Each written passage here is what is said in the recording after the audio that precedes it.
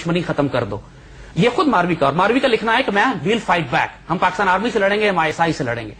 اور I love Pakistan. I do not stand for two nation theory because it is irrelevant. یہ ہے فرق, سارا جھگڑا اس بات ہے. وہ ڈیبیٹیبل نہیں ہے. جو کیا فضول باتیں کر رہے ہیں. جو جب جناح صاحب نے 1940 کی آپ قرارداد پڑھی ہے, پڑھ لیں. پورے پاکستان کی روحانی نظریاتی اساس کی جڑ کاٹ دی انہوں نے یہاں. نہیں, روحانی آپ یہ ریٹورک بولنا بند کر دیں پلیز. ان لفظوں کا کوئی مطلب نہیں ہے. آپ مجھ سے قائد اعظم نے اس کی مخالفت کی تھی اور ایسا کوئی خرافات نہیں بولی. کمپلیٹ جھوٹ. یہ جو پاکستان جیسا نعرہ تھا تو 1960 میں آ کے ایجاد ہوا. انا للہ و انا الیہ راجعون. دیکھیے اب پہلی بات آپ اپنے اوپر پڑھتے رہو.